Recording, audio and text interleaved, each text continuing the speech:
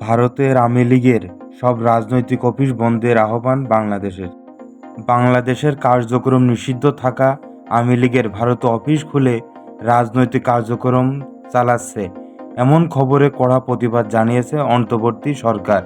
বুধবার 20 আগস্ট পররাষ্ট্র মন্ত্রণালয়ের এক বিবৃতিতে এ তথ্য জানানো হয়।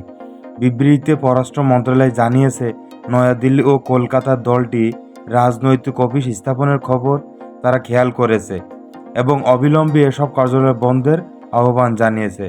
সরকার বলেছেন, ভারতের মাটিতে অবস্থান নিয়ে আওয়ামী লীগের নেতৃত্ব ক্রমবর্ধমানভাবে বাংলাদেশের বিরোধী কর্মকাণ্ড চালাচ্ছে।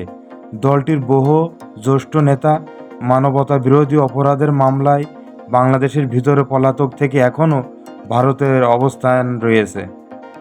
বিবৃতিতে বলা হয়েছে, গত 21 জুলাই দিল্লি প্রেস ক্লাবে একটি নামবিহীন এনজিওর আড়ালে দলটির কয়েকজন জ্যেষ্ঠ নেতা গণসংযোগ কর্মসূচির পরিকল্পনা করেন এবং সেখানে সাংবাদিকদের মাধ্যমে পুস্তিকা বিতরণ করেন। ভারতীয় গণমাধ্যমের প্রতিবাদে নিষিদ্ধ দলের কার্যক্রম বৃদ্ধির বিষয়টি নিশ্চিত করা হয়েছে বলে জানিয়েছেন বাংলাদেশ সরকার। বিবৃতিতে আরও বলা হয়, ঢাকা মনে করে ভারতের অবস্থানরত কোনো বাংলাদেশি নাগরিকের মাধ্যমে বাংলাদেশ বিরোধী রাজনৈতিক কার্যক্রম, বিশেষ করে নিষিদ্ধ রাজনৈতিক দলের কার্যালয় স্থাপন বাংলাদেশের জনগণ ও রাষ্ট্রের বিরুদ্ধে সুস্পষ্ট চ্যালেঞ্জ।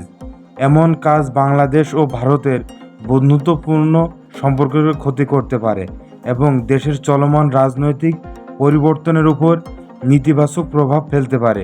এ অবস্থায় বাংলাদেশ সরকার ভারতের প্রতি আহ্বান জানিয়েছে, যেন কোনো বাংলাদেশি নাগরিক ভারতে বসে বাংলাদেশ বিরোধী কর্মকাণ্ডে জড়িত না হতে পারে এবং সেখানে থাকা আওয়ামী লীগের রাজনৈতিক অফিসগুলো শীঘ্রই বন্ধ করা হোক।